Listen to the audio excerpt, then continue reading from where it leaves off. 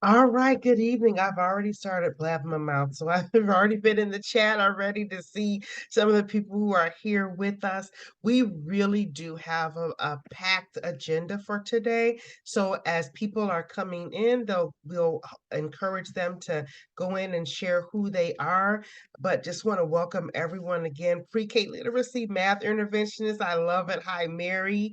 To you, Laura. We were together yesterday online, so happy to see you here today. And thank you so much for your comment yesterday, how you've been a part of this series and have been learning so much. Erica Hollis, hello to you and really hello to everyone. We are excited to have you here with us tonight. I also want you to, I know Laurel's been with us, but if you would just give us the benefit of letting us know if you were at the October 11th with myself and Lori, or November 15th with myself and Lori, just say yes or no. If you were not, please don't be disturbed at all. This is kind of a series with an arc. We have created it in such a way where you can do it a la carte, or you can do it as a smorgasbord type of thing. If you were not able to be a part of October 11th, November 15th, two things. You're not going to be lost tonight. This is not going to be like, the Avengers. What happened in the previous movie at all? You'd be able to pick right up where we are now. We also want to let you know the second thing is these have been archived and they are on the ECPL YouTube channel. And so if you go back and say, oh, you know what, I wasn't able to join for October 11th or November 15th, you can go, Karen can put that information for you in the chat. And what I tell people to do is you don't have to just sit there and watch it. Put it on while you're in your office working so you will hear that information. And then if you really want to say, I really want to take a deeper dive, then you can go back, sit and watch it. If you're an administrator with your team, if you are a classroom teacher and you feel like, hey, this is really something I'd like my class team to see, my classroom assistant, my peer professional to see, then you all can kind of watch it together as an in-service. And then up on deck is February 7th, which will be our final one actually for this series. And then we've got two more coming up after that. And yes, Karen, thank you so much. She has put that in the YouTube link in the chat. I do think I want to kind of give the caveat out there. You're welcome to watch it. You cannot receive credit hours so for watching the replay. All right. So it's like that. First time it streams, you got to get it right there. You get the great information, but the ECPL is not ISB does not allow for you to receive credits for that. So what are we doing here tonight, y'all? We have braved the cold.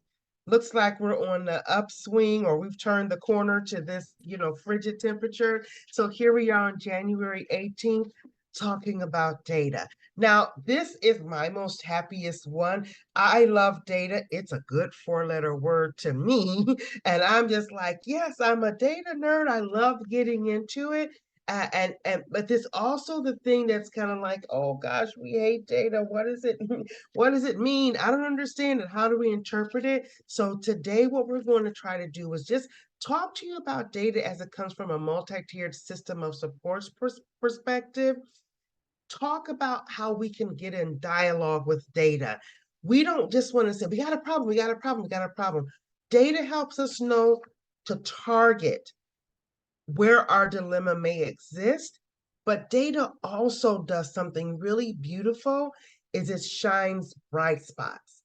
It says, look at these successes. And so often in education, with so many initiatives, and we're still dealing with COVID and RSV and the pandemic, the dual demic, the tridemic, there's so much that we're dealing with. We don't stop, in my opinion, enough to say, this is good. Let's pat ourselves on the back. Last year, we were here when it came to our literacy math, or dealing with referrals for challenging behavior. Look where we are now. So that data conversation, yes, it does kind of help us define if we have a dilemma and work towards resolution, but also that diamond in the rough is discovering our successes. And then anytime you have success, you want to develop an action plan to do what? We want to be able to replicate that recipe, right? And if we have to define a problem, we want to develop an asset-based, positive action plan that everybody can understand, including our families. And so that's what we're going to be trying to do today. So for those of you that were saying, yeah, I've been here, I've been with you in October, I was with you in November, that means you get to hear the welcome back. And for those of you who are just joining us today, welcome. And then again, please feel free to check out the previous sessions on the YouTube link that Karen has shared with you. So this is ECPL. They are our gracious hosts who have put this series together. And along with ECPL, Cindy Berry, who's the project director of ECPL, invited the Illinois MTSS network to join this series so that we could really do what's happening not only in our state, but around the country. It's about time. We're seeing more and more pre-K to K conversations happening, right? The whole umbrella, thank you, NAEYC, of early childhood is birth to age 8. And we know that the closest cousins, kissing cousins, if you want to say, in that umbrella is early childhood education and care to kindergarten. Why? Because early childhood education and care is the handoff from early intervention and the send off to kindergarten. And then kindergarten is what? The receiving of early childhood education and care and the send off to first grade. So much transitioning, what happens with EC to kindergarten is what that transition looks like. And so we're always excited. ECPL, Early Childhood MTSS Consortium, has been working with the Illinois MTSS network for quite some time. And we're happy to be able to give this to you all today as a series of pre-K to K MTSS solutions. I am here today. This is me, the one that's been talking to you a little bit of information about myself. And I would like to introduce our special guest for tonight. I'm just going to show you their pictures now. When they present their portions, they'll tell you a little bit more about themselves. But we've got Laurel here. Some of you may have heard, if you were at the Kids Summit, she was there. She has presented at was it QPT earlier spring of 2023. Laurel has presented, is on many, many committees, as you see here. So Laurel is going to be giving us that perspective. Literally, she has the perspective of pre-KK because that is under the umbrella of the work that she does.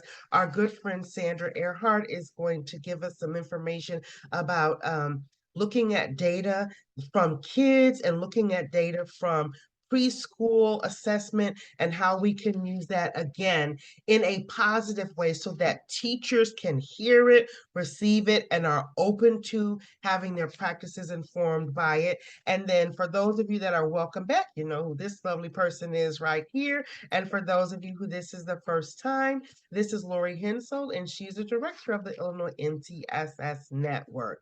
All right. Remember, we do not take a break here. We go straight through. We go straight through for the 90 minutes. We do know that it is after hours. It's cold. I'm all ready to go to Cancun or, like someplace where it's warm. Take a break if you need it, right? Keep your sound on. Go get your look. I've got my little Starbucks cup here. Been fighting off that sore throat or persistent cough. So I've got my Starbucks here. If you need to go, take a break, get some tea, leave the sound on. Be self-attuned to what you need. Go and come right back. And then we're giving ourselves a break tonight. We are not worrying about did I dot my I's and cross my T's. We'll be utilizing the chat a lot. Just go ahead and jump in the chat, and we're no spell checking. So this is a grammar grace space. We're going to real quick recap October 11th and November 15th, just to give a little bit contextual background of the arc where we're going to be at tonight. So on October 11th, the first thing we did was we talked about defining and developing. And then on November 15th, we talked about identifying. So how do you define? You got to talk about the history. So we spent some time on October 11th talking about the history of MTSS as we know it now, which is really RTI. Well, why do we need to talk about the history, Dr. Taylor? Number one is because there's always something coming at us in education. And oftentimes we get that another new thing. It's like, come on, why do they keep giving us new things? The truth is, when we understand the contextual background about RTI, it's been with us ever since No Child Left Behind, everyone. No Child Left Behind was really the catalyst. And I love the words right there, right? You see it right. It's literally in the law. How does a child respond to interventions, right? How did you come up with the name? It's not a secret at all, nothing magic to it. People looked at the law, saw those words in the law, came up with the idea, response to intervention, right? So we started with No Child Left Behind. We also know that before No Child Left Behind, IDEA was talking about how do we have an understanding of how children are responding to education and including that as part of a comprehensive evaluation process. So with IDEA, and then the reauthorization of IDEA, which is known as the Individuals with Disabilities Improvement Education Act, we had those same tenets of RTI, multi-tiered approach to what? Instruction. What's the big fancy word of multi-tier? Differentiating, scaffolding, one-on-one, small group. That's multi-tiered approach to instruction. We increase the levels of intensity, no big thing there. What does that mean? The students that need us the most, we give them more. We don't abandon our universal practices. We don't abandon our evidence-based practices, but we take those same practice and we individualize them for the need of our children, right? And then, of course, there's that progress monitoring and data. Here is how it looks in the law of IDEA. Of course, when you have a federal law that says by 2010, something has got to happen, Illinois followed suit. And by January 1, 2009, Illinois had a plan that had been approved by the Department of Ed. That RTI plan was within our state's No Child Left Behind plan. So it was not its own plan. Within No Child Left Behind, our response to intervention plan had to be created. And so that plan went up to the Department of Ed. It was approved by January 1, 2009. And between January 1, 2009, the State Board of Education gave that plan to districts. And districts had between January 1, 2009, July 1, 2010 to train staff, share with building principals, let building principals do professional learning so that we could be in compliance with the law. What I love about Illinois is that we were very much in the forefront of how we thought about response to intervention immediately because there was an attachment to response to intervention and specialized services within IDEA. Illinois created an understanding and put that out about what it means for the referral and evaluation process. That came out in 2009. Here is what it says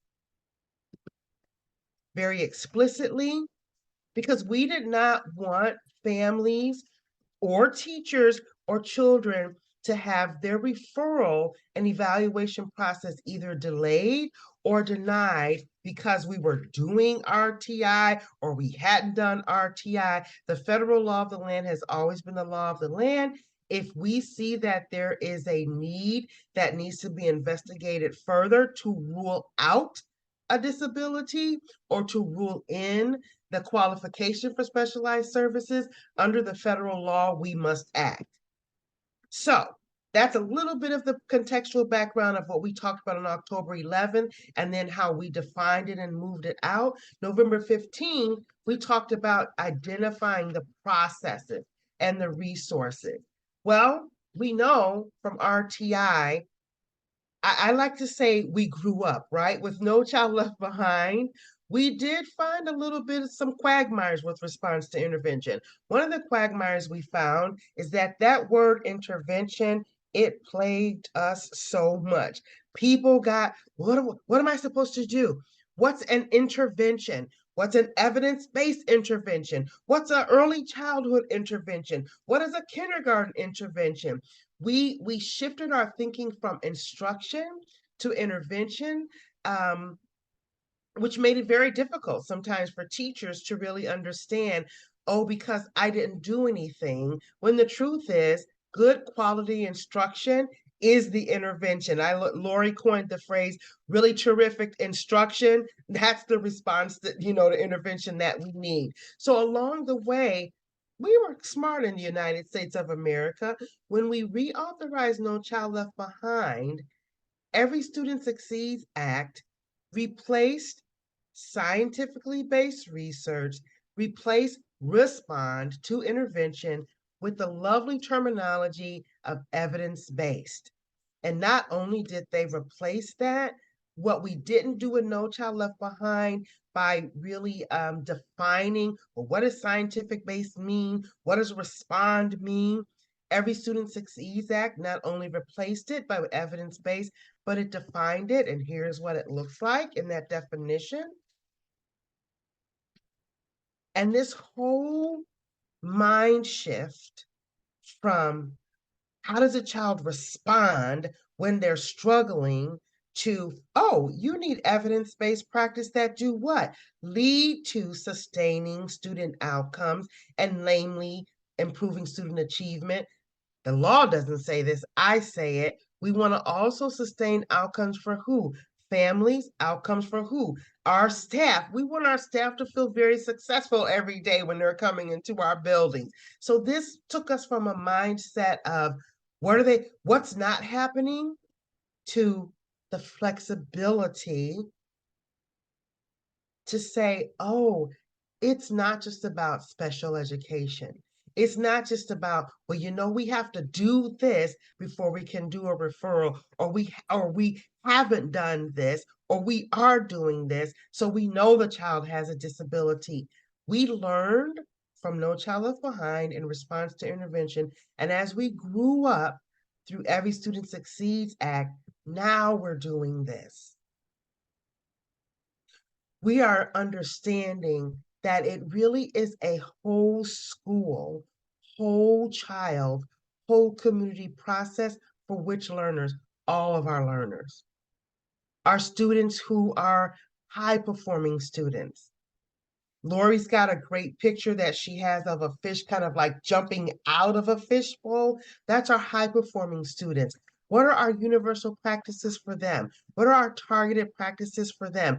They need us as well. Multilingual learners, students who are receiving specialized services, twice exceptional students. So those are the students that meet the criteria for specialized services and they meet the criteria under the Javas Gifted and Talented Act. Like in one domain, they're up here, and then in another domain of development, they meet the criteria for specialized services. Look what else MTSS happens to MTSS through ESSA. We have that explicit conversation about aligning general education and special education. We have a very asset-based language for mental and behavioral health. So instead of mental impairment and behavioral challenges, we talk about it from a way of a health standpoint. And then more importantly, I love the fact that under Every Student Succeeds Act, we are explicitly talking about the need for ongoing professional development. Thank you, ECPL. That's what's happening here. So you have this great mindset, right? The shift from a deficit-based model, how do students respond when they're struggling, to sustaining and leading to achievement. Illinois has been on top of this thing all along, as we've shared before, with the introduction of Every Student Succeeds Act, that coming together of the pre-K to K, what this looks like so that we can have a common definition, meetings between the Illinois MTSS Network and the Illinois Early Childhood MTSS Consortium. The consortium is facilitated by ECPL, and K-12 is facilitated by Illinois MTSS Network. And then, of course, collaborative professional learning, which is what we're doing now. Here is our unified definition across the state for MTSS. You can screenshot that if you want. I love that we have a unified definition, everyone. And then again, Illinois has been on top of it with the state board looking at the Every Student Succeeds Act. We went back and looked at what was written in this document and changed the language so that it says MTSS. I was very blessed to be a part of, I was actually asked to work with the editors on this particular chapter in this document. And so all of the language, it reflects what is in Every Student Succeeds Act when it comes to MTSS, and it is updated. And I also just want to add that Illinois was on the forefront of thinking about RTI even when our RTI plan was being created.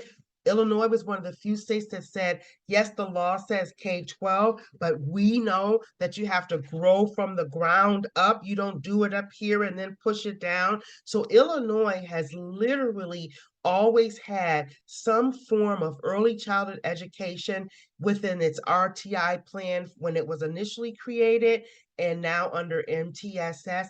And that place, it has always been housed within ECPL. So from 2009 until 2024, ECPL has been the shepherd of this work.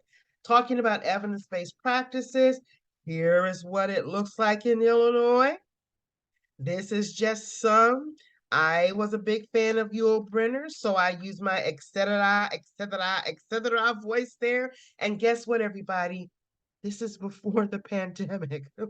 This is before we got all the new things we need to do now because of the pandemic. And of course, we needed to respond. What's the point of having this slide? It's to let us know we love that ESSA defined evidence-based practices. There's a lot of them. There are so many of them that we have a problem statement / theory of practice, which is this. It is impossible to implement all of these evidence-based practices and sustain them. When we do this, okay, I'm doing the pyramid model here. Oh, today I'm looking at lesson planning. Oh, today I'm doing my DRDP. Okay, today I've got to talk about IEPs. Oh my gosh, now somebody wants to meet with me about kids. And I've got my Danielson because I am going to have my teacher evaluation. Oh my gosh, we got our monitoring literature. We're going to be monitored this year. All of those evidence-based practices, when we try to implement them separately, yes, you can attain them for a fleeting moment, but you cannot sustain them. That's our theory of practice. The theory of change is what? We've got to make a system of all of these evidence-based practices. And our theory of action is we look at all of these practices and we look at the multiple practices and we build a system of the tiered supports. And how do we do that?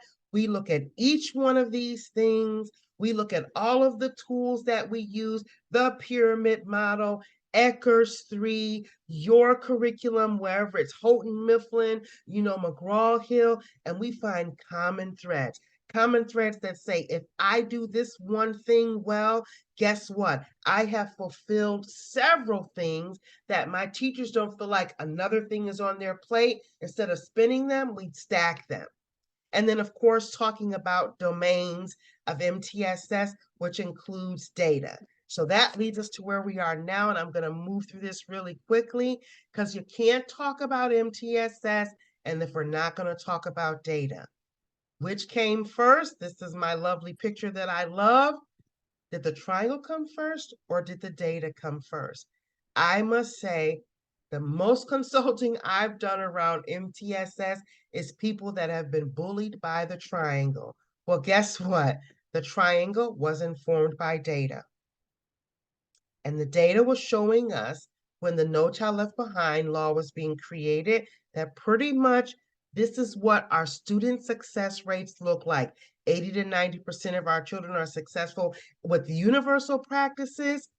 5 to 10% need something targeted, and about 1 to 5% are going to need something a little bit more individualized from us. Of what? Our universal practices. From No Child Left Behind, IDEA, RTI, those data components then start leading to the structures of what we would do. But the truth is that data could look like this, that triangle, it could look like a chart, it could look like a bar graph, it could look like charts. There's nothing magical in the triangle. And the truth is, the colors came from the fact that in our country, we were doing a lot of talking about PBIS, and there was already the PBIS triangle of green, yellow, and red. So when RTI was created and we looked at that data and it was so similar from a behavioral standpoint and an academic standpoint, it just all became one big unit. But there's nothing magic in it, and we don't have to stay stuck there. Why? Because the evidence-based practices and supports are in tiers, not children, not educators, not schools, and not districts. So that means we get to reimagine the triangle, everyone, and not be bound by it. We tell the triangle what to do. The triangle don't tell us what to do. We get to have data-rich conversations that shift us from our Eckers 3 summary report came back. What are you teachers doing? Whose fault is this? To let's listen to the data. When we have that data analysis that's very positive, we find diamonds in the rough. Whew, that was a lot. You all should have received a little email from Karen that had a documented that we called a reflection journal. I want you to just take 30 seconds to write in your reflection journal and jump in the chat and share an aha moment, either from that recap or from talking about the data. About 30 seconds, and then we'll move on.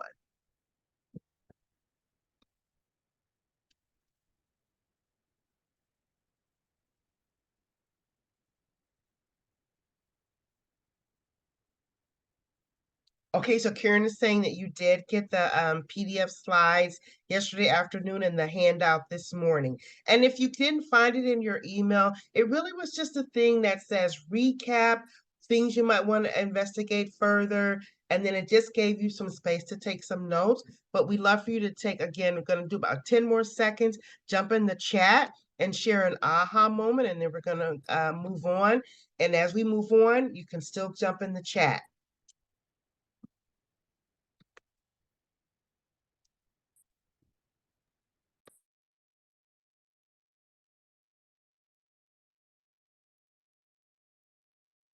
Take it away, Laurel. All right. Thanks, Antoinette. So welcome, everybody. Thank you for joining after a work day and a couple probably e-learning or snow days or cold days or whatever y'all had. I mean, I think we had 3 days of kids since before Christmas, it feels like. So we're trying to get back in the swing. I'm sure it's rough for all of us, but it's good to be here. Antoinette was at the at the Kids Summit in December, and then she saw some graphs that I showed when I was presenting there. So I don't actually know what hat I'm wearing tonight. I see my slide says I'm the past collaboration chairperson. That's a local community collaboration. I actually think tonight, the person who's showing up and presenting to you is Laurel Mateka, principal of a primary center, pre-K through first grade. So I may or may not be a little confused, so bear with me. But I am a principal. I do have grades, kindergarten, first grade, and preschool in my facility. I have over 500 students, ages 3 to 7. So that's a little slice of heaven to me, having come from the high school. And for you to also know, I'm a former math teacher. So I'm secondary trained. I taught high school math. So just like Antoinette, data is a good 4-letter word in my vocabulary and dictionary. And I love numbers, and numbers are neutral. Data is not good or bad. It's neutral. So Antoinette asked me to share the stage with her a little bit and some of our colleagues to show some examples of what we might show at my school and data we might use. So I know this audience is mostly pre-K and K, and jump in the chat, or if you have a question, raise your hand. I'm sure with that, that's fine. How many minutes do I have, Antoinette? Should I set my timer? 10 minutes? I'll set my timer because I could talk about this all day. All right, so yes, we're preschool. Yes, we do DRDP. We used to do TSG. We do kids at the kindergarten level, but because we're in a unit district, we do MAP, we do AIMSweb. So we have the whole alphabet soup of assessments that we do at PH Miller and in Plano, just like probably many of you. But I wanted to share some looks at the data that we collect. And so this is preschool or kindergarten, right? So we don't do MAP testing. We don't do standardized formal testing in preschool because that is not developmentally appropriate. And I might argue in a different setting that it's also not appropriate for K-3. However, when I put on my hat as a public school administrator with colleagues who are doing IAR, SAT, then you know what? It is appropriate because they want to know standardized, that's a language they speak. So Antoinette knows I'm bilingual, primary, secondary. I speak both languages because I started out at the high school. So I know how they think. So it's important for me to be true to my colleagues, right? So we do MAP testing at PH Miller. And so I just wanted you to see an example of some data we might collect and share with our teachers. So we do it for kinder and for first grade. It's fall, winter, spring, right? And so the slide that I'm showing you right here is our results from fall to spring. And I think this was probably obviously last year because we're still in the middle of winter. And so you could look at this and maybe I'm going to look at it and say, oh my gosh, well, we must have not done anything in math. We're 29% from the fall to the spring, if you look over here on the left. And maybe we did a little bit with our high kids. So, you know, Antoinette said MTSS is for all the children. Well, it looks like we grew 3 more kids. So yay us, right? But what else are we doing? And then we could do the same kind of an analysis. Are we actually getting worse teaching reading in our school from the fall to the winter? No. So anyone with an untrained eye is going to look at this, and that's why data can be your friend or it can be pretty dangerous. You might look at that and be like, oh my gosh, what is Laurel doing? What are her teachers doing? People must be sitting around eating bonbons all day because their kids are getting worse. That's false. If you know MAP, you know that the target changes. Every time you take the test, you're trying to hit a moving target. So you need to dig deeper. So if you're going to walk away with any information today, you look at data first, and then you ask a lot of questions. That's your job as an educator. Whatever comes your way, you look at it, and then you breathe, and then you ask questions. Because guess what? Look up here at the top. Percentage of projected growth met. Oh, we're over 100%. Now that's pretty good news. So, and MAP would even tell you we only expect 50% of our kids to grow. And we are over 100% in both reading and math. So yay to us. And then you're going to want to dig deeper into those levels with more reports. All right. So that's just kind of a big picture view of some data that we might use school-wide. But again, it's the questions that are the most important whenever you're going through MTSS and trying to use data to improve and inform your practices, okay? So what questions does it bring up for school leaders? You're gonna wanna ask, you're gonna, as a leader, highlight the benefits like the celebrations that Antoinette was talking about. How do you use the information to change what you're doing, right? You want to make sure, are you teaching the content before it is assessed? Because when I came to PH Miller, our scope and sequence was completely different. And so our MAP assessment results, we were assessing kids on things they'd never been taught. So do you have to change your scope and sequence? No, but you have to know if you're assessing kids and you haven't taught something, your scores are not going to be good. So you just need to know that. And then if you want to change, you can, but you must have an explanation for why those results are what they are. And sometimes it's as simple as, oh, well, we were teaching that in the third trimester, but it's being assessed in the first trimester. Oh, well, I wonder why they're assessing it in the first trimester. Should we rearrange, or should we say we're not going to rearrange and we're going to know we're not going to get a good result in that area until the third trimester, right? So those are the kinds of questions you're going to ask. And then what else?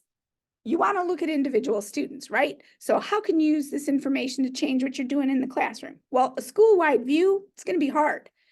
So every assessment you have should be able to get down to the classroom and the child level, all right?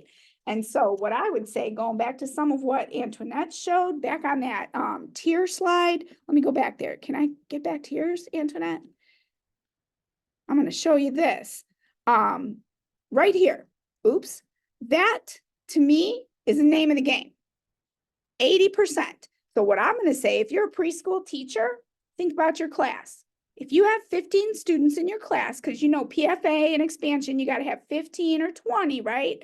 So if you have 15 kids in your class, if we're doing well with tier 1, that means only 3 out of 15 are going to struggle. Think about your students. You have more than 3 struggling. That's a tier 1 problem. Look at what you could do in your whole class universally to improve those outcomes, right? And then if you're in a class of 20 students, right, then that means 4 students can be needing extra support. But the majority, 80%, should be successful with the routines, the practices, the visual schedule, the prompts, whatever you have going, your lesson planning.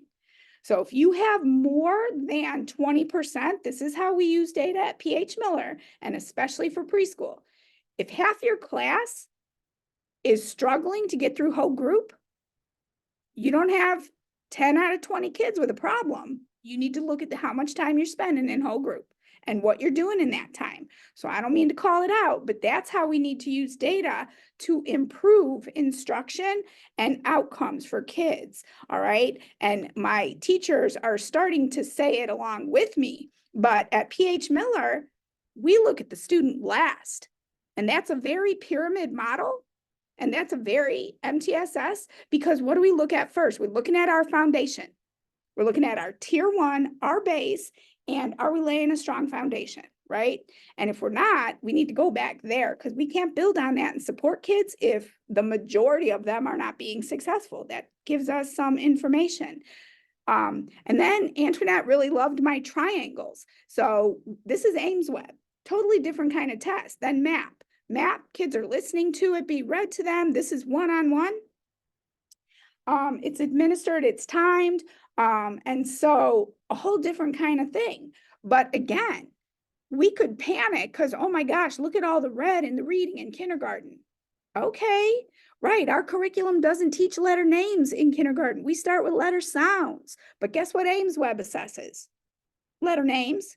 All right, well, we're not going to see some result in that. So again, it's up to the leadership, and teachers are leaders, to ask the questions. Like, well, oh my gosh, how come we got so many kids that are red in the fall? What does that mean?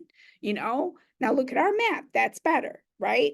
So you just start to ask the questions, and you use data as your ally instead of the enemy to make your case, to ask those questions. And then you use it to see if you're going to be improving. So when we wanted to encourage play-based instruction in our K and 1 classrooms, guess whose data we started pulling out as an example? All the teachers who were using play as a method. And look at that. So now as a whole school, our kindergarten math, look at that. Pretty good overall, but look at our teacher who's doing exclusively play. Now her results are in there, right? So I pulled her results out of the whole grade level. It probably looked different. But wow, look at the growth her kids made using play. So then you can advocate for that, and you can start to share strategies with each other based on specific classroom data. and comparing and contrasting. Not to call anybody out, but don't we all want to be excellent at what we do? So how are we going to know that unless we see some proof in the pudding? And we do the same thing with reading. And then there's the same thing for first grade. So when first grade gets hesitant, because they're big first graders, they're going to go to second grade. They need to know how to do this. They can't keep playing. Yes, they can, because early childhood goes up through what grade? Third grade. So first grade can still play, and they should, for lots of reasons that we're not talking about today. But anyway, so that's how we use the data to look at individual results by classroom, and then we always dig deeper. So you're going to always dig deeper. And then the other thing that I always tell teachers, because data shows us what we are not doing well, but we need to ask the question, what are we doing well? Like Antoinette said, find the diamond in the rough. And when it comes to kids, children, sometimes the data will show us all these things that they can't do. If we do not start with what they can do, we have nowhere to go, because there's a bunch of things I can't do. So if you just only know that about me, you don't know that much about me, and you don't know how to approach me. But if I tell you, well, I could do this, I could do this, I could do this, then you know where to start with me. And even when I go to my first grade teachers and they say, well, he can't do this, he can't do this, we're frustrated, we're spending an hour a day working with this one student. And I'm like, all right, well, I hear what he can't do. I said, what can he do? Well, he can only do this, but that's a kindergarten skill. I said, okay, well, you need to start there, because if you start trying to do an hour and a half of first grade skills and he's not ready, of course you all are going to be frustrated. And guess what? Then they listened, they trusted me, they met the child where he was. And then that hour and a half was a very productive time, and he quickly made progress because you met him where he was. And so that's how data needs to inform your practice. And no, preschool, you're not going to have triangles. You're not going to have Ames Web. You're not going to have MAP, but you're going to have TSG color bands. You're going to have DRDP skills. So you're going to look at that, and you're going to make note of where your kids are, what they can't do, but you're going to start with what they can. And you're going to keep moving them on and meeting them where they are in all those areas. All right. I think my time is up, Antoinette. That was a quick 10 minutes. I could talk for days. You know that. I'll be here at the end. So if you guys have questions, I'll be still here.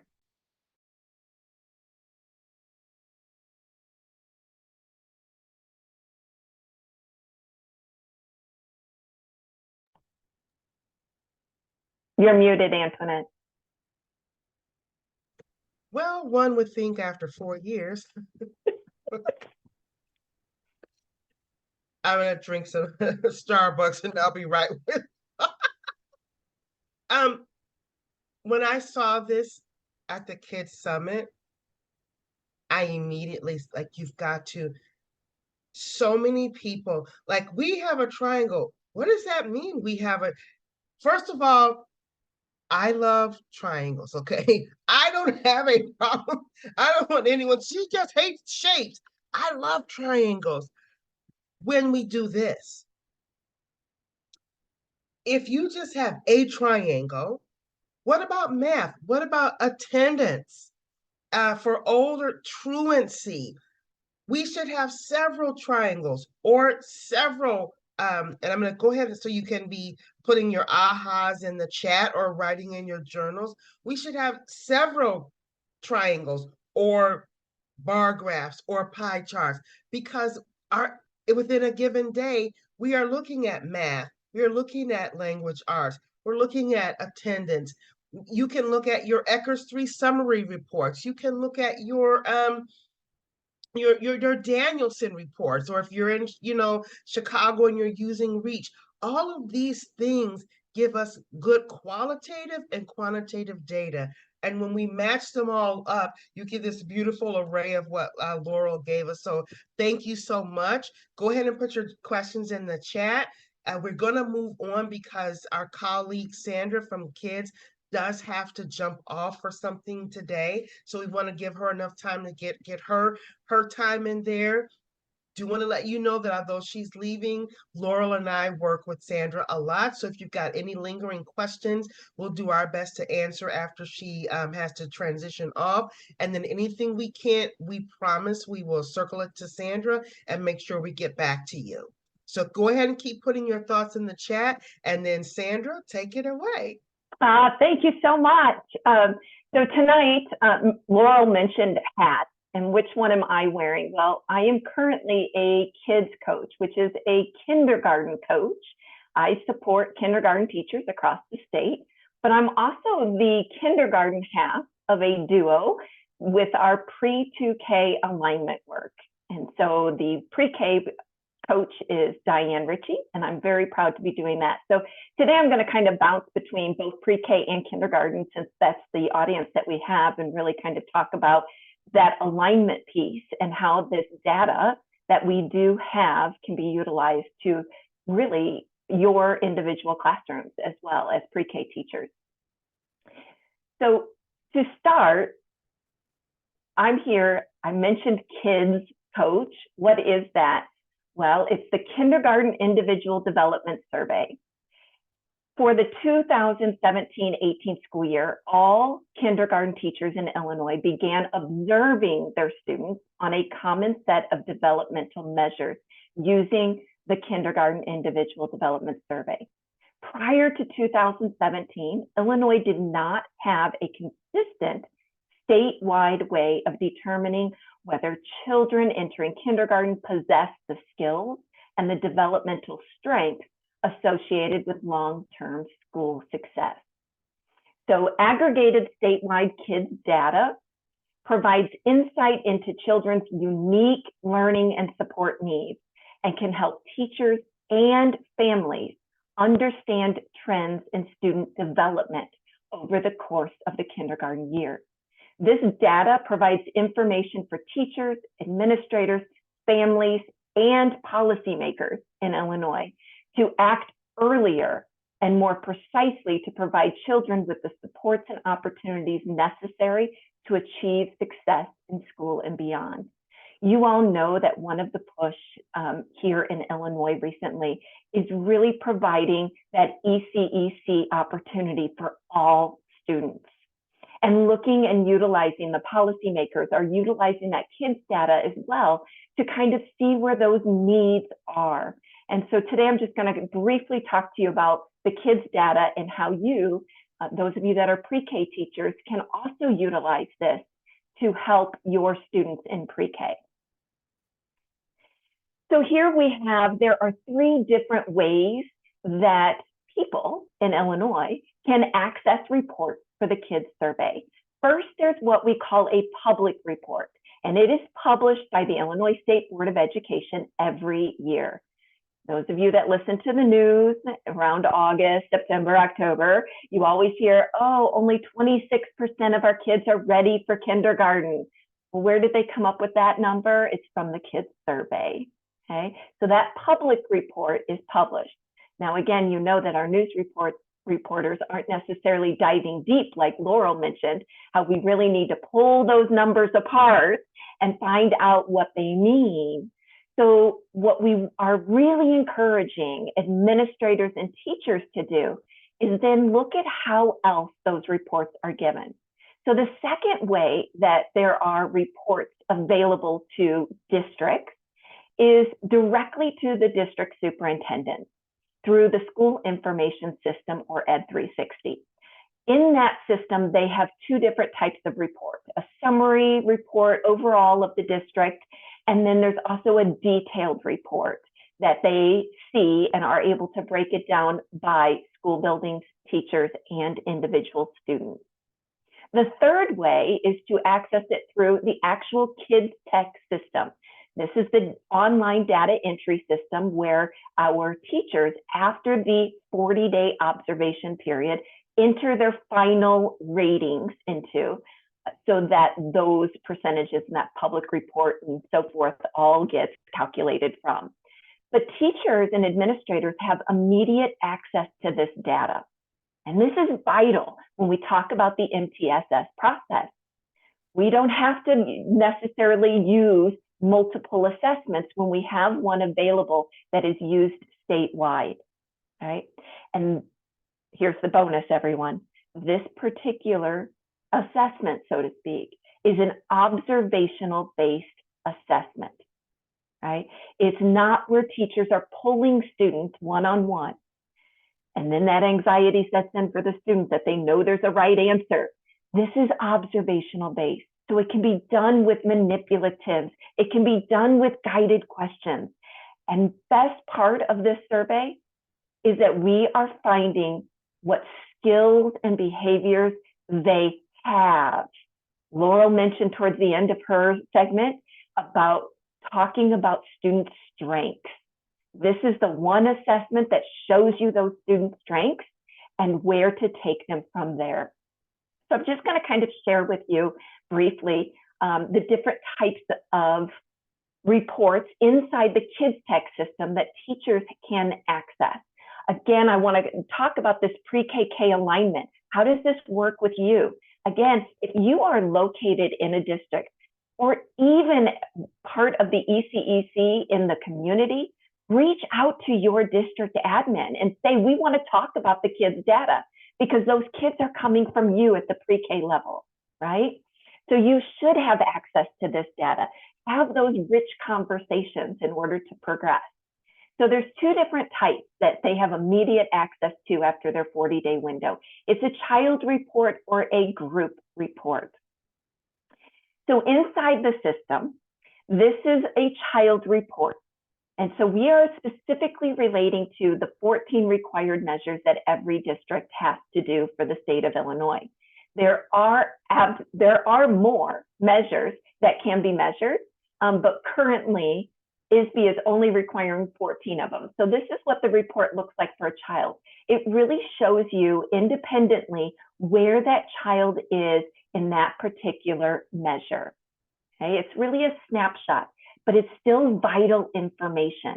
You can look at this and review certain data and really, like Laurel mentioned, dive a little deeper into what does that mean that they are in these particular developmental levels. What skills were there?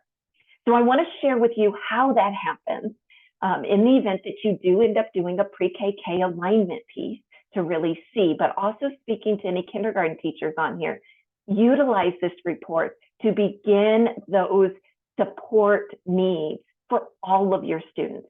Again, MTSS is about every single student, not just the ones that we see that are needing extra additional support, because all of our students need additional support, right? So teachers can utilize this report to guide and plan for their instruction. When we take a look at this child report, you may notice that the measures of language and literacy 3, so that's LLD 3, that's communication and use of language expressive. LLD 4, which is right below it, is reciprocal communication and conversation. Both of these measures deal with communication. So what is the correlation between the two? And how can I, as a teacher, progress the student in the area of reciprocal communication and conversation? Because you probably noticed, right? Look where that student is for that LLD 4.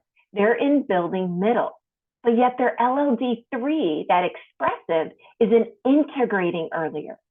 So this continuum is showing you that there is this gap between LLD 3 and LLD 4. So how can I utilize that expressive for LLD 3 with that reciprocal for LLD 4?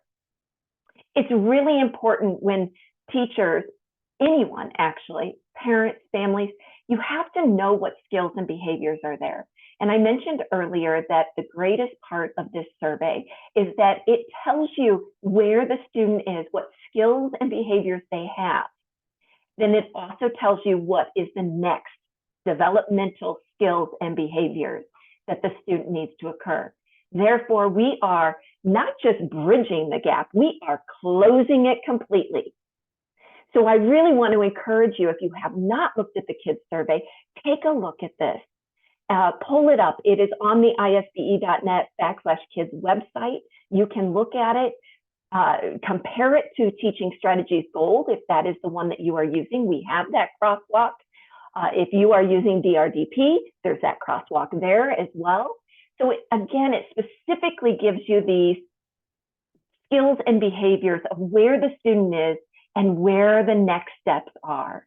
And so you can guide your instruction based off of that.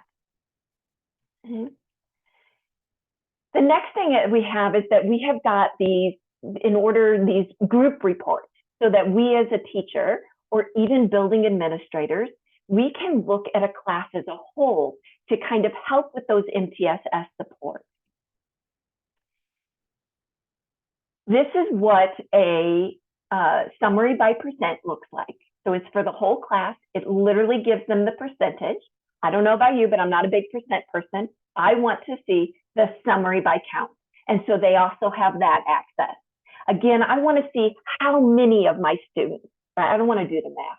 I want to see it automatically. So if I have got 4 students that are in integrating earlier, and I have got 10 of my students in building middle, then I know I need to do probably a whole group activity to move the entire class along, right?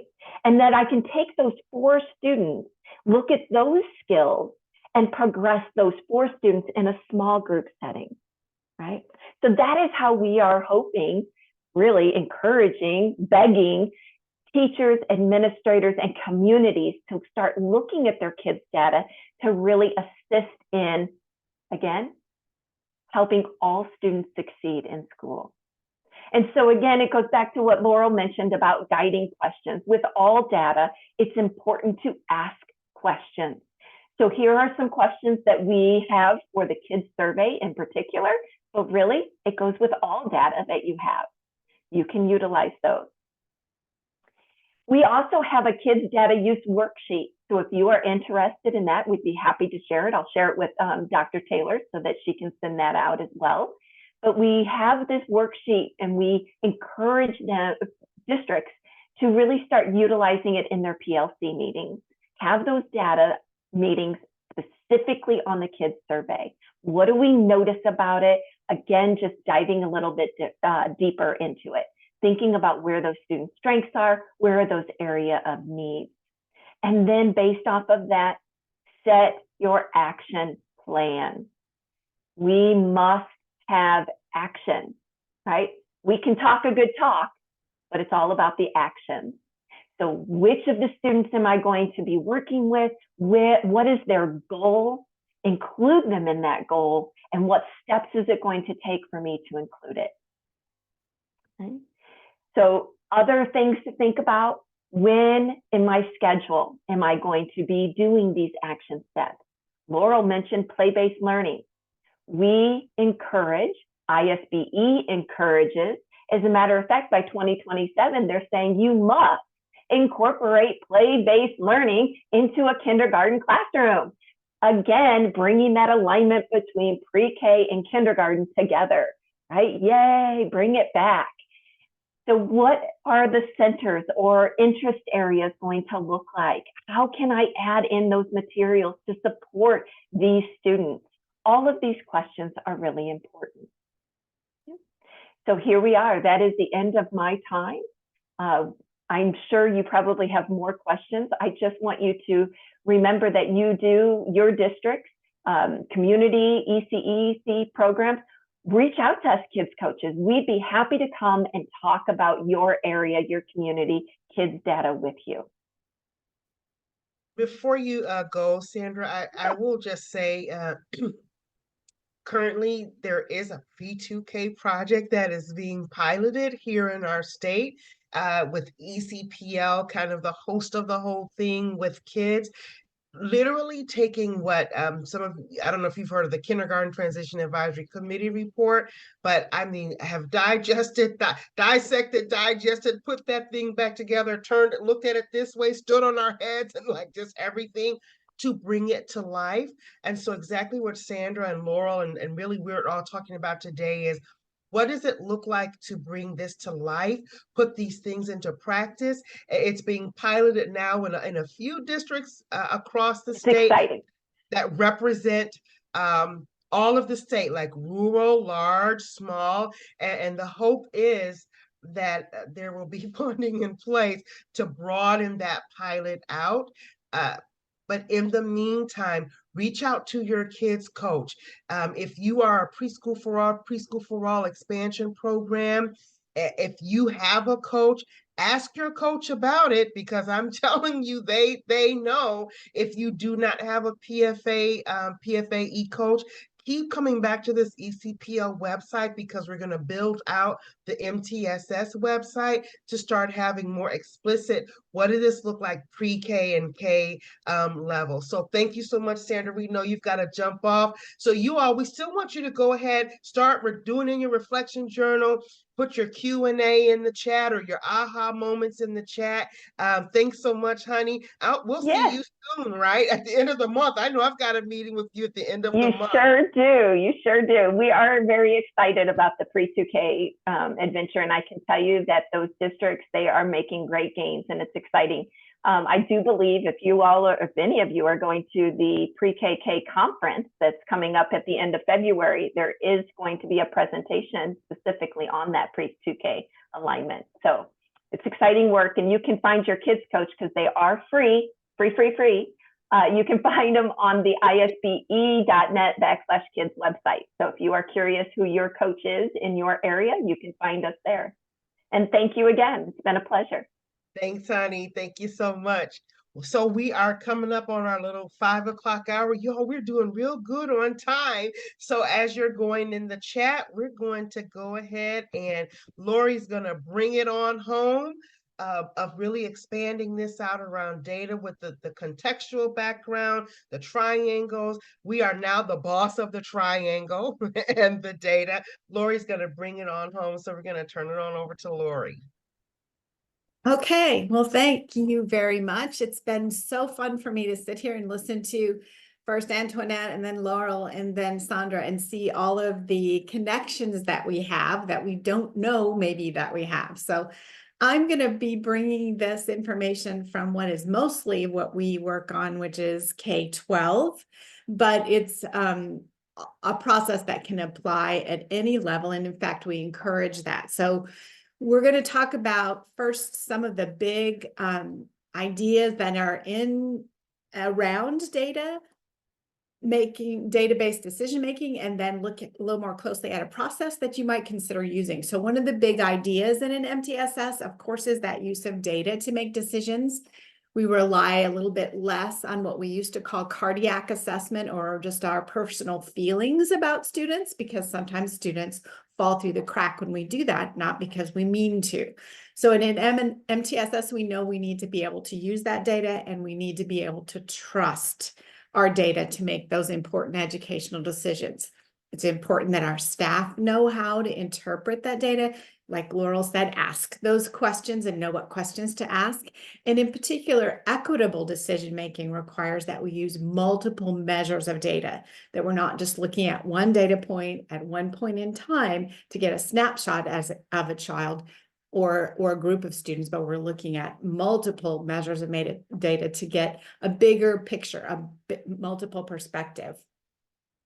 So we don't need to really be, wait, let me get this back here just a second. We don't really need to be afraid of using data, because data can be our friend. We actually use data all the time ourselves, whether we're referencing how many steps we have on our watch, or whether we're referencing, hang on just a second here, our weight, which is never our fun thing to do, is it?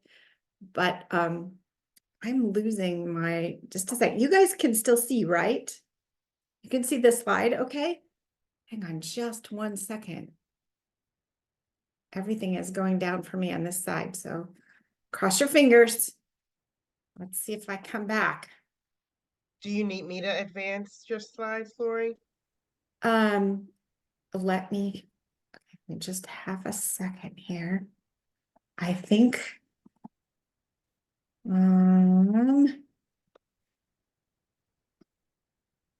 I think I got it. Okay. Okay, whether we're referencing those steps on our watches or we're looking at weather forecasts, like I just had something pop up that said it's going to snow tonight. And I don't know if that had anything to do with things going down, but in the Oh, upper grades, we have tests, we have quizzes, we have grades, we have credits. You guys in early childhood do a lot of observations around skills that students should be or are showing. And then we're looking at screening, we're looking at benchmark data, we're looking at progress monitoring data. When interventions are provided, we're looking at diagnostic data. Sometimes when we want to know a little bit more about why a student or group of students might be struggling.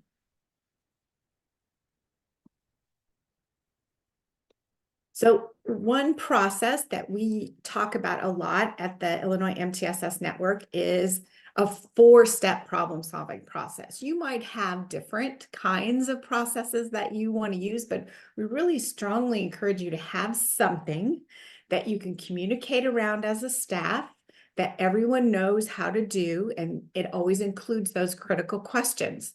So once we have the data in front of us, then we're looking to identify the problem as part of this process. So what is the need that presents to us? And then we want to be sure we're asking the big why question. Why is that problem occurring? And that's our problem analysis phase. And then we're looking at that plan development, like Laurel and like they mentioned before, the action plan. We need to have that action piece. So that plan development, what's our plan? If we see a problem in our data, we have analyzed it, we kind of know why it's happening, then what are we going to do? So making that plan piece there. And then at the end, the plan evaluation step saying, did it work? Did whatever we do fit the needs of our kids enough that they progressed to the point that we wanted them to?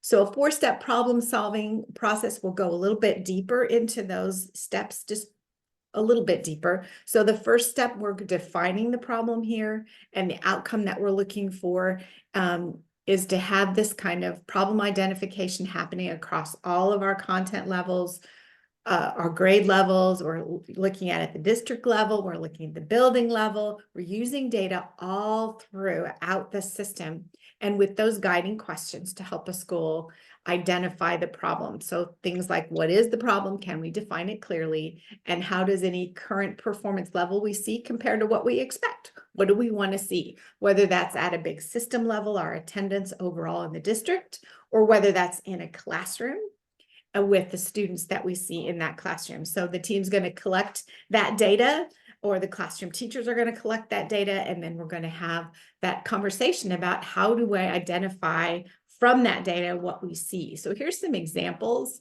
of what some problems might be that you see in the data. Whoops. So we have an example for behavior. What we expect to see would be that 100% of our students are expected to turn in 100% of their homework. That might be a little bit of a lofty goal, but that's what we have as our example. What's occurring? Well, 75% of our 8th graders are turning in about 50% of our homework. So now we have a target for where it is we want to intervene. And then we also know that there's a context that's attached to that it's only with math homework. So now we have a little bit more. So we've gone from the big identification of the problem to kind of looking at it a little bit more in a funnel to get down to where we have enough information that we can create that plan. Here's an attendance example. So school-wide, we want students to attend 95% or more of all school days, because we know that's tied to student outcomes. We have a situation where our freshman English learners have missed an average of 10% of those semester 1 days. So they're not on a good track to do well. And we also know that students frequently miss on Mondays, because we've dug deeper into the data, asked some more questions about why, and they're often tardy. So you can see how if we look at the data kind of in those phases, ask those questions, we get to something we can actually develop a plan around. So we're going to target those freshman English learners. We're going to look at those specifically who have missed 10% or more of their days. We're going to talk about what's happening on Mondays and why is it hard for that group to get here. And then we'll be able to create a plan that targets the problem instead of maybe what we think might be happening. So data can really be our friend. When we're looking at problem identification at tier 1, we're talking about system issues. So what's going on in the district or the school, the grade level, or your classroom level. So big picture, something that's going to impact all students. At tier 2, we're talking about smaller groups that we're providing some sort of additional support or intervention to, those students who have some common skill needs that we can address. And then at tier 3, we're talking more about individual students. Notice how we don't get to the individual student level until we're really at that tier 3 intensive support. These are kiddos who haven't responded to what we did in tiers 1 and as we added on in tier 2. So now we need to individualize what they're going to get just a little bit, generally speaking. The next phase is the problem analysis phase. And this is, believe it or not, one of the ones that we tend to skip over often in teams. The purpose here is to determine what the most likely and a changeable or alterable reason is that a problem is occurring. So that is going to involve asking those why questions, generating some kind of a statement about why, which you could call a hypothesis, back to your science days, and a hypothesis about what is occurring and what's the root cause. And then what could we do to make it different? So data can help us to analyze the problem. Sometimes we find out we need another piece of data to look at besides what we have in front of us. In addition, maybe we've been looking at our student outcome data. We need to go grab our attendance data and see what that looks like alongside that. So in problem analysis, it takes a little bit longer to ask some of those why questions, to have those deep discussions. But this is a measure twice, cut once situation. If we target here, and Laurel, I'm loving that you're nodding at me here. If we take the time to correctly analyze the problem, then we're sure that what we develop becomes the thing that's actually targeting what we need. It's like finding out I have a flat tire, but I drive on the flat tire to get an oil change. Is an oil change a good thing? Yeah, it's a great thing, but not when I have a flat tire. So in this phase, again, I'm just going to emphasize, you've already said it, but we're looking at the interaction of 3 things for the most part: the instruction, the curriculum, and the environment. We're looking all the way around that circle first for all the things that are alterable variables, things we can change or add to or take away or alter in some way. And we look inside the student, at the student, the very, very last thing. So when we're doing that why, be sure that we're looking at what could we change about the instruction or the strategies we're using. What could we change about the curriculum? Is it in a different order than it should be? Is it at the wrong level? And then the environment. What about the environment is supporting of that learner? And what about the environment might be distracting from learning for that student or groups of students? So we refer to that sometimes as ICEL, that instruction, curriculum, environment, and learner, because I know if there's anything you need this evening, it's one more acronym. So there you go, ICEL, I-C-E-L. In terms of equitable decision-making, Dr. Marquita Newell, I don't know if anyone has heard of her, but she's phenomenal. She talks on culturally responsible problem solving. So we don't want to have our MTSS processes be something that reinforces inequities, but we want it to be something that's going to help all students succeed. And she really stresses that low inference, in other words, that non-cardiac assessment, really making sure that we're asking all those why questions well and looking at the data and all the measures, alterable, something that is changeable, and then coming up with a measurable hypothesis. If we say this is what we can do and this is how we want to have this occur, then we can measure our progress along that. She has several videos on YouTube that are very wonderful on culturally responsive problem solving. And she also is on the university Wisconsin Department of Education's website with an asynchronous course if anybody is interested in that. So that's just a freebie, but she's wonderful to listen to.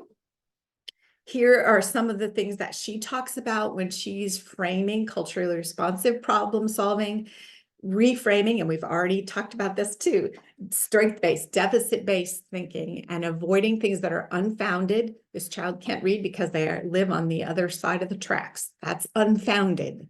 This child can't do math because they come from a resource poor home. That's untrue and unalterable, things that we can't change, but looking instead at things that we can impact and that we can influence so that we can target that intervention and really have our efforts pay off, because we don't want to waste any of the effort that we put out, or that other great four-letter word, time, that we all need to be so mindful of. So in problem analysis at tier 1, it looks like this. We're looking at gaps in the curriculum, gaps in instruction. We're analyzing student group performance on a large scale.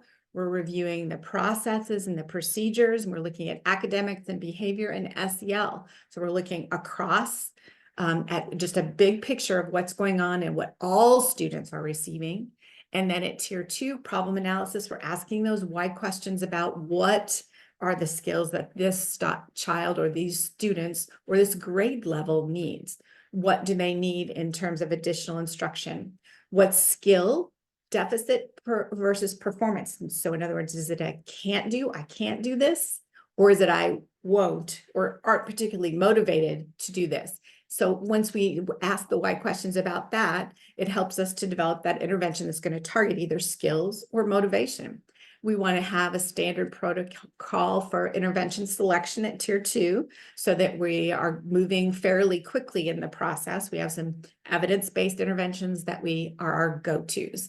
And then we want to be sure that we are using evidence-based interventions at that level and all levels. And tier 3, that's when we're going to look a little bit more into individual students. We might need some more diagnostic information. We're going to do a deeper dive into all of the possible issues that student might be encountering.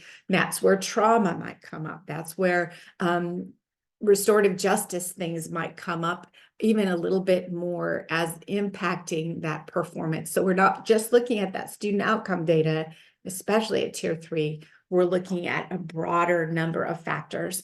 And then we're really monitoring what's being done and that we're doing it well. So that fidelity word in there, are we doing the plan as we designed it? And are we doing it the way it will most impact students? And here's that picture.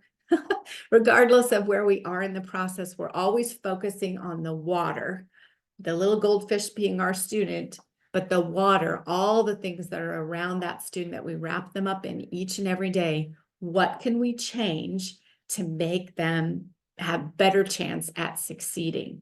So there's the fish. This one isn't jumping, Antoinette. It's swimming happily because we've looked at the instruction, the curriculum, the environment, and the learner, and the little fishy's doing just fine. The next phase that's in there, remember there's 4. So we've gone through problem identification. We've gone through problem analysis. This is plan development. So this is the action that she was talking about. What are we going to do?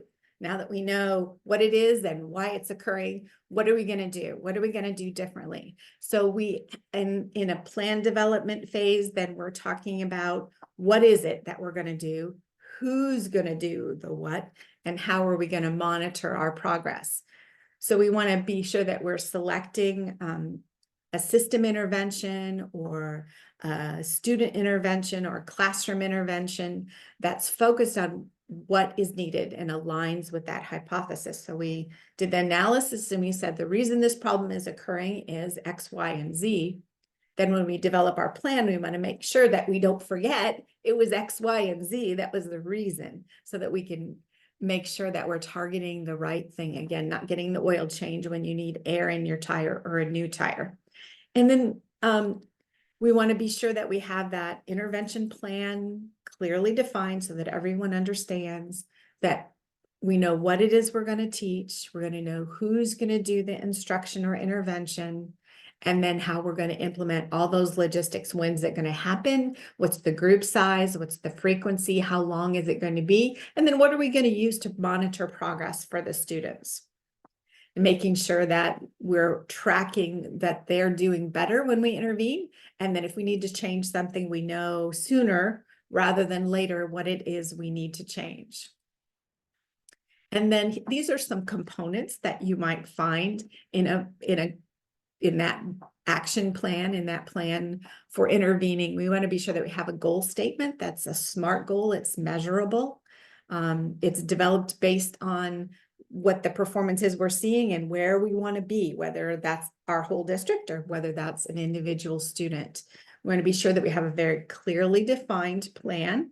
We want to know who's going to do the implementation of the plan, what strategies, what activities are needed, what materials or resources we might need to do what our plan is.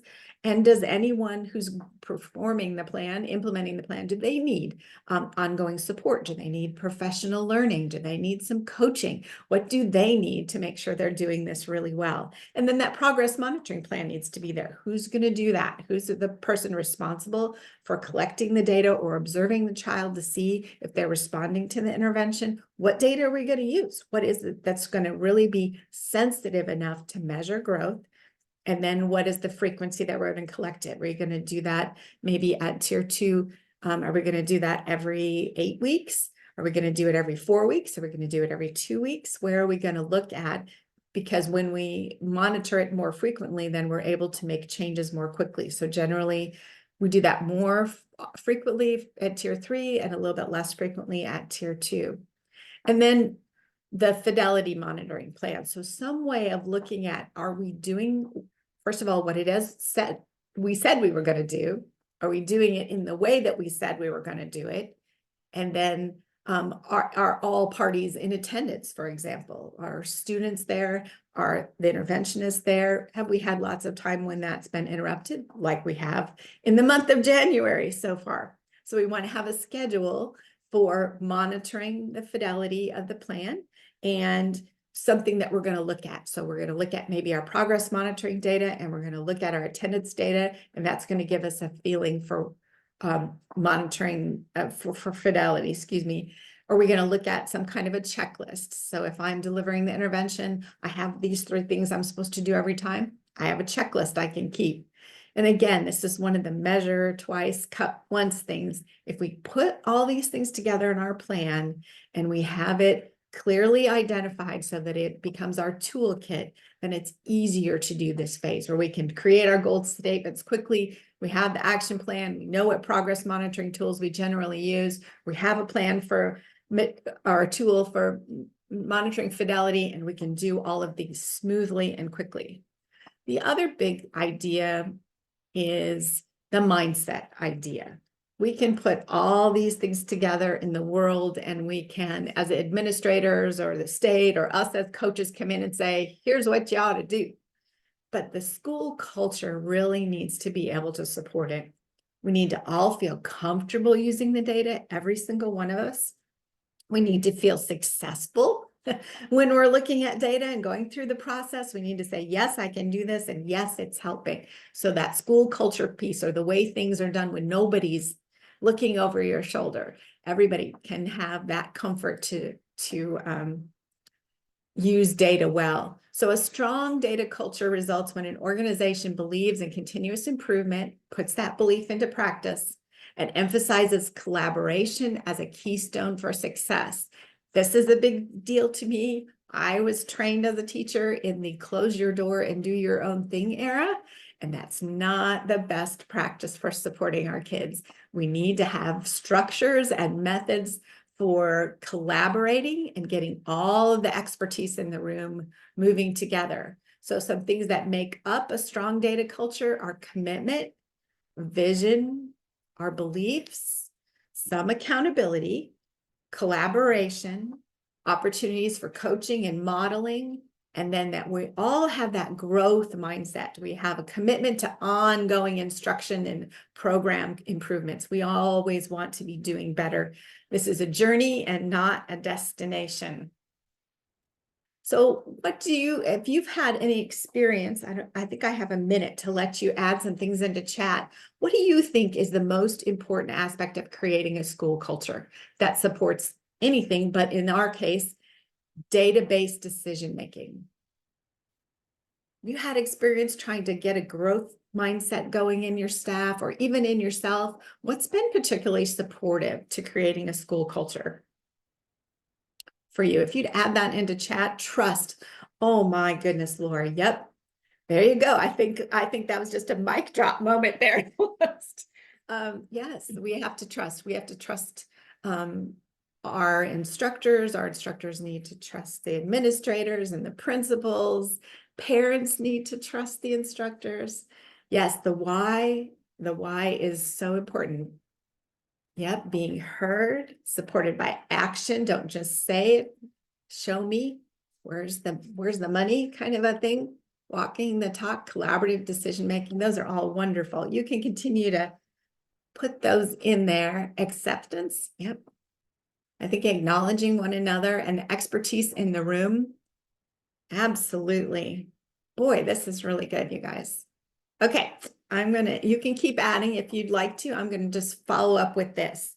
One of the things I think is really, really important to think about is supporting our staff, because sometimes it does feel like rocket science. You know, the idea of using data, the different measures, and we've had some different graphs even presented today, but they were all in a different format. Some of them showed count and a percentage. Some of them showed different things. Some of them were based on a norm reference. Some of them were based on criteria that are mastery. And so just looking at a graph doesn't necessarily mean that you're going to need, you're going to be able to interpret it. Because I look at data a lot, and I was looking at that with, okay, well, what does that mean exactly? So we need to support the staff who are going to be doing the database decision making. And again, the triangle, and in this case, referring to the support that our staff might need. So what does everybody need to know and to be able to do around database decision making? What do some of our staff members need to know in addition to what everybody needs to know? Some people are more into the data. Some people are going to be leading those problem-solving teams. Some people are going to be making higher stakes decisions, and they may need a different level of comfort and support to do that well. And then what do just a few need? And then looking at that in terms of a differentiated plan for supporting your staff, so that people feel not only they're meeting the expectations, but also that they feel confident and they have that trust for that data and know that their decisions are being made well. So with that, I'm going to wrap up, and we're going to move on to time for Q&A. It's going back to Antoinette. So thank you. Thank you, Lori. This is just, let me just tell you all, everyone that has been with us tonight, myself, Lori, Sandra, Laurel, it was cold this extended weekend. That was okay because we were on our computers emailing each other back and forth. Laura's like, "Yep, we sure were." The extended holiday MLK, like this is not a political statement, wherever you fall, whatever. MLK is about justice, about equity, about inclusiveness. We were literally emailing each other back and forth well into the night. Okay, let's try this. Let's try that. Okay, if we put this in, and it just showed up today. The whole goal was to get you all to try to present before you, not just Lori and I saying, okay, this is what you do, but what does it look like when you are colleagues, you see your colleague, Laurel's like, okay, I'm gonna take off this hat and I can put on my pre-K to kindergarten to first grade hat. And guess what? I'm bilingual. I speak high school, middle school, and I speak preschool. Sandra putting it all together to just say, you know what? Kids, yes, it's about kindergarten, but where are they coming from? Us, early childhood education and care, really putting it all together on the positive impact that data dialogue and data is not a monologue, right? It's not just the data talking, or us looking at the data and say, see, dialogue. And it's us talking to the data talking to us, and then us talking about the data together. I love the way we just snuck this right in here on you all. Lori's last slide about, now what is it that teachers need? Well, look at what our fourth session is about. MTSS, professional development needs. And in this session, we're going to literally take everything we've been talking about since October and put it all together about, if you're going to ask educators, if you're going to ask staff to do something, it's just like with students. Everything you want students to know and be able to do, we must be willing to teach them. Everything we need staff to, we want them to know and be able to do, we've got to wrap around and think about the water that's around our teachers, our classroom assistants, our families. And so we're going to wrap this up on February 7th, really talking about professional development needs at all tiered levels as it comes to us from data and what our students are telling us. On February, we're going to give you a bit of a break. And then February 28th, we know we're going to look at asset-based trauma-informed practices as integrated within a multi-tiered system of supports. That'll be on February 28th. And then on March 5th, we'll come back with what those asset-based trauma-informed practices within an MTSS framework look like at the second and third level. It's been such a pleasure to be with you all tonight. I'm going to turn you over to Karen. We're just a little bit over. Karen, if you could just, as you wrap us up, I did share with everyone as they were coming in that we could share the link about the upcoming multilingual learner professional opportunities that are coming up that our friend Tammy King is going to be doing. Thanks for hanging in there with us, you all, a little bit past 5:30. It's been wonderful. We put you into the hands of